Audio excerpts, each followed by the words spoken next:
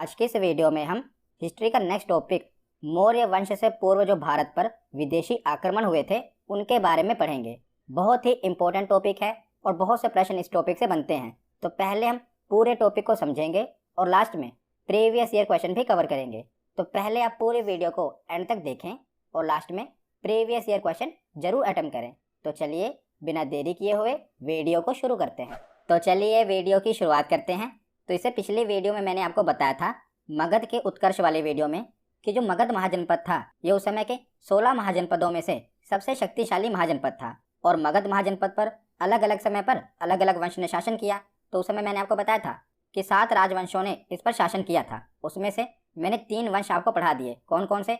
हर्यक वंश, शिशुनाग वंश और नंद वंश। ये तीनों मैंने आपको पिछली वीडियो में कवर करा दिए। अगर आपने वो वीडियो नहीं देखी तो प्लेलिस्ट में जाकर जरूर देख लेना। तो नंद वंश के बाद मगध महाजनपद पर किसका शासन हुआ? मौर्य वंश का। पर मौर्य वंश से पहले कुछ विदेशी आक्रमण देखने को मिले भारत पर। तो वही विदेशी आक्रमण आज हम देखेंगे। उसके बाद हम अगली वीडियो में मौर्य वंश के बारे में पढ़ेंगे। उससे पहले जो आक्रमण हुए जैसे कि सिकंदर ने आक्रमण किया तो आज हम देखेंगे। तो चलिए शुरू करते हैं। तो भारत के पूर्वी क्षेत्र में जो मगध है एक शक्तिशाली महाजनपद था और इसने अपने अगल बगल के छोटे राजाओं को हराकर भारत के पूर्वी क्षेत्र में तो राजनीतिक स्थिरता ला दी थी। मैंने आपको बताया ना पिछली वीडियो में कि जो मगध था इसने अपने अगल बगल के क्षेत्रों में आक्रमण करके उनको अपने साम्राज्य में मिला लिया था और पूर्वी क्षेत्र में देखा जाए तो एक प्रकार की राजनीतिक स्थिरता आ गई थी।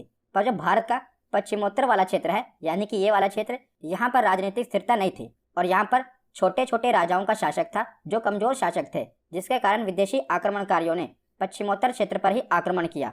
और वैसे भी देखा जाए तो भारत के देखिए उत्तर में हिमालय है, वहां से तो कोई आक्रमण कर नहीं पाएगा। और नीचे की ओर देखें तो तीनों तरफ से भारत समुद्र से घिरा हुआ है और उस समय राजाओं के पास शक्तिशाली जल सेना तो होती नहीं थी। तो इस कारण जो भारत का ये वाला क्षेत्र है ना, पश्चिमोत्तर क्षेत्र, यहीं पर से विदेशी आक्रमण देखने को मिले हैं। क्योंकि जो भारत का पश्चिमोत्तर क्षेत्र था उस समय छोटे छोटे राजाओं का यहाँ पर शासन था और वो एक कमजोर शासक थे, जिस कारण विदेशी आक्रमणकारियों ने भारत के पश्चिमोत्तर क्षेत्र पर आक्रमण किया। तो किस किस ने आक्रमण किया था? तो 2 आक्रमण हुए थे, ईरानी आक्रमण और दूसरा है यूनानी आक्रमण।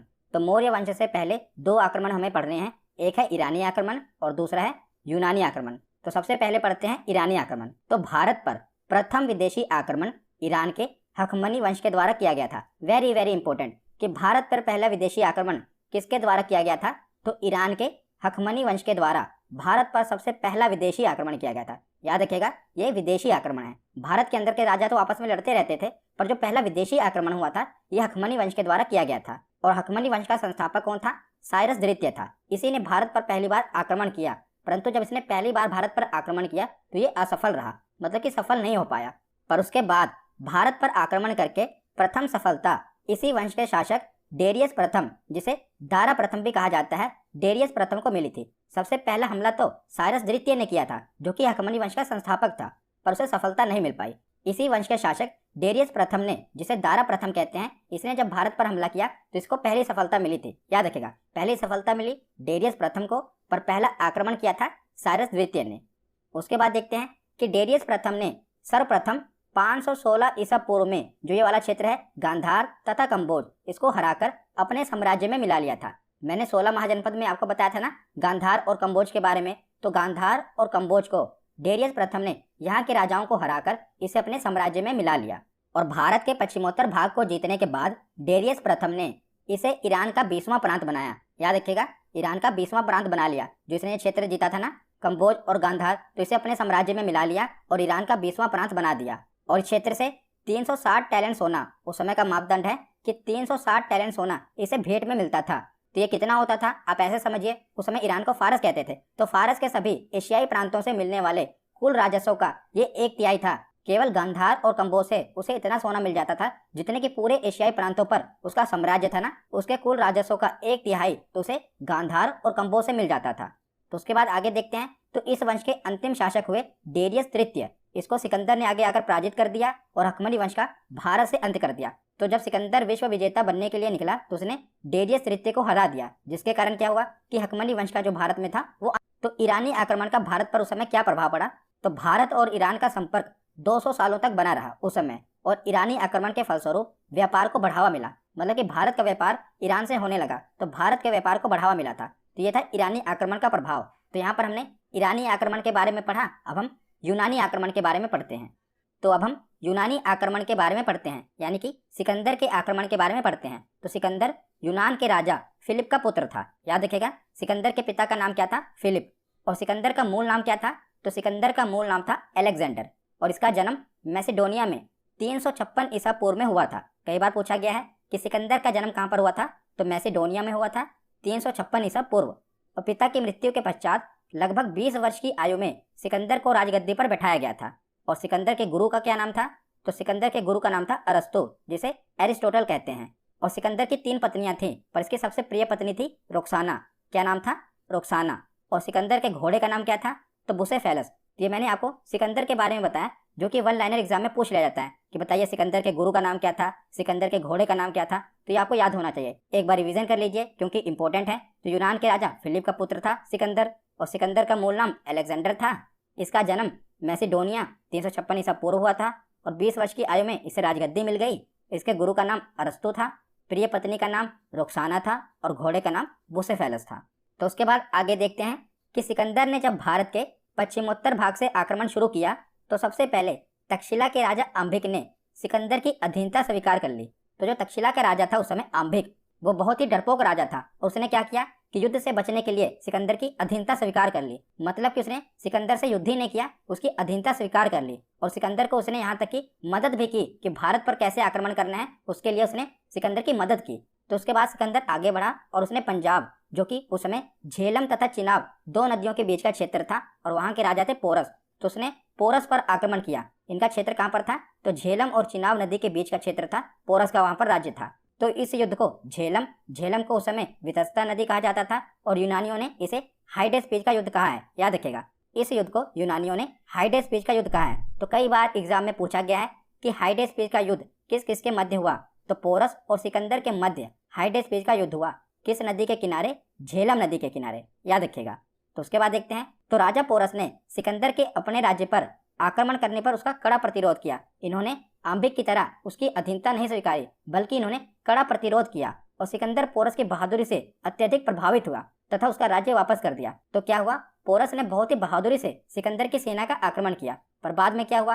तो जब सिकंदर के सैनिकों ने पोरस को बंदी बना लिया और पोरस को सिकंदर के आगे लेकर गए, तो सिकंदर ने पोरस से पूछा था कि बताओ मैं इस समय तुम्हारे साथ क्या करूं? तो पोरस ने उत्तर दिया था कि वही जो इस समय एक राजा को दूसरे राजा के साथ करना चाहिए। तो सिकंदर जो है वो पोरस की बहादुरी से बहुत ही प्रभावित हुआ, और उसने जो पोरस का राज्य लिया था ना, वो वापस कर दिया। पर सिकंदर ने पोरस से कहा कि तुम्हें इसके बदले में मेरी मदद करनी पड़ेगी आगे, क्योंकि आगे मगध बहुत ही बड़ा साम्राज्य था, उसे जीतने के लिए तुम्हें मेरी मदद करनी पड़ेगी। पर वैसे भी पोरस को उस समय बंदी बना लिया गया था, पोरस अपना साम्राज्य हार गए थे, तो उसने कहा कि तुम्हें मेरी मदद करनी पड़ेगी।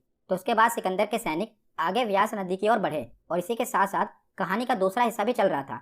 मैंने पिछली वीडियो में आपको बताया था कि जब सिकंदर भारत पर आक्रमण करने वाला था, तब चाणक्य मगध गए थे सहायता के लिए, क्योंकि मगध उस समय सबसे शक्तिशाली महाजनपद था। पर जो मगध का राजा था धनानंद, वो बहुत ही क्रूर और अहंकारी राजा था। उसने चाणक्य का अपमान करके उन्हें मगध से बाहर निकलवा दिया था।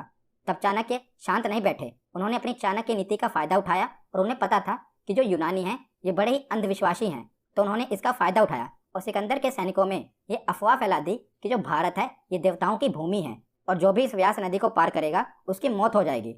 और चाणक्य रसायन विद्या में भी निपुण थे, तो उन्होंने क्या किया कि सैनिकों के भोजन में धीमा जहर मिलवा दिया, जिससे क्या हुआ कि जो सिकंदर के सैनिक थे धीरे धीरे करके कुछ दिन बाद, कोई 1 दिन बाद मर रहा है, कोई 2 दिन बाद मर रहा है, क्योंकि उन्होंने भोजन में धीमा जहर मिलवा दिया था। तो सिकंदर की सेना की धीरे धीरे मौत होने लगी। और इसी के साथ साथ उन्होंने सिकंदर की सेना में एक मनोवैज्ञानिक दबाव भी डाला कि जो मगध है उसके पास बहुत ही शक्तिशाली सेना है, और हजारों की संख्या में हाथी हैं जिनका सामना कोई नहीं कर सकता। और परिणाम स्वरूप क्या हुआ कि सिकंदर के सैनिकों ने व्यास नदी को पार करने से ही मना कर दिया। और सिकंदर ने खूब अपने सैनिकों को समझाया कि ऐसा कुछ नहीं है, पर उसके सैनिक नहीं माने और उन्होंने व्यास नदी को पार करने से मना कर दिया। सिकंदर ने अपनी सेना को नदी पार करने के लिए बहुत प्रेरित किया, पर उसकी सेना ने नदी पार करने से मना कर दिया, और अंततः क्या हुआ कि सिकंदर को वापस लौटना पड़ा। तो जो सिकंदर का थल सेनापति था, इसका नाम था सेलुकस निकेटर। नाम आप याद रखिएगा, कई बार एग्जाम में पूछा गया है कि सिकंदर के थल सेनापति का नाम क्या था? Seleucus Nicator. तथा इसके जल सेनापति का नाम क्या था? नियार्कस। इसके 2 सेनापति थे, थल सेनापति का नाम था सेलुकस निकेटर और जल सेनापति का नाम था नियार्कस। तो सिकंदर भारत में लगभग 19 महीने तक रहा था। याद रखिएगा कितने महीने तक? 19 महीने तक। और वापस लौटते समय रास्ते में 323 ईसा पूर्व बेबीलोन, जो कि वर्तमान में ईरान में है, यहाँ पर सिकंदर की मृत्यु हो गई थी। कहाँ पर? बेबीलोन में। तो आगे अब हम सिकंदर की सफलता के कुछ कारण देख लेते हैं कि भारत के पश्चिमोत्तर भाग में उसने आक्रमण किया और वहाँ उसने जीत भी लिया, पर आगे नहीं बढ़ पाया। पर उसके सफलता के कारण क्या थे? तो भारत में किसी एक सत्ता के केंद्रीकरण का अभाव सिकंदर की सफलता का एक प्रमुख कारण था।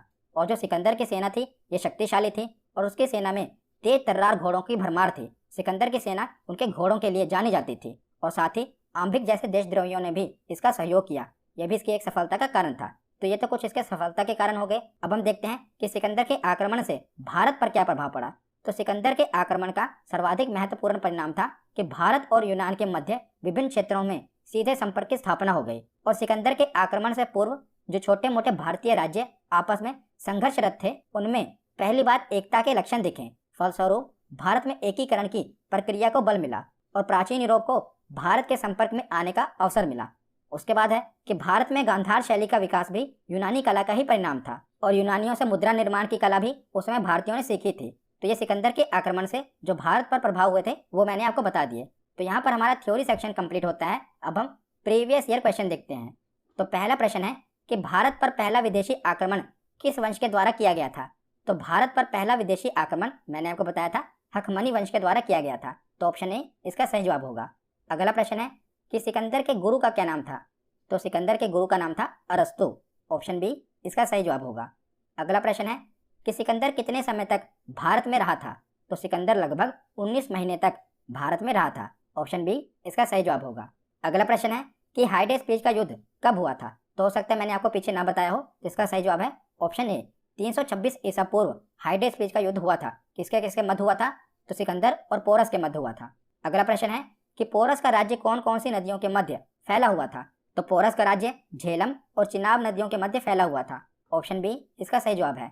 अगला प्रश्न है कि सिकंदर के हमले के समय उत्तर भारत पर निम्नलिखित राजवंशों में से किस एक का शासन था?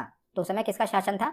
नंद वंश का शासन था। ऑप्शन ए इसका सही जवाब है। मैंने पिछली वीडियो में आपको बताया था।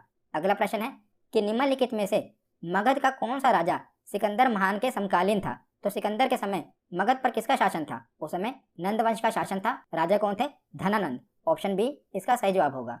अगला प्रश्न है कि सिकंदर की मृत्यु कहाँ हुई थी? तो सिकंदर की मृत्यु बेबीलोन, जो कि ईरान में है, वहां पर हुई थी। तो ऑप्शन ए इसका सही जवाब होगा। अगला प्रश्न है कि सिकंदर की सेना ने भारत में किस नदी को पार करने से मना कर दिया था? तो किस नदी को पार करने से मना कर दिया था? व्यास नदी को। ऑप्शन ए इसका सही जवाब है। अगला प्रश्न है कि तक्षशिला के किस शासक ने सिकंदर की अधीनता स्वीकार कर ली थी? तो सबसे पहले किस शासक ने अधीनता स्वीकार कर ली थी? तो इसका सही जवाब है ऑप्शन सी आम्भिक ने। अगला प्रश्न है कि हाइडेस पेज का युद्ध किनके बीच हुआ था? तो युद्ध सिकंदर और पोरस के मध्य हुआ था। ऑप्शन ए इसका सही जवाब होगा।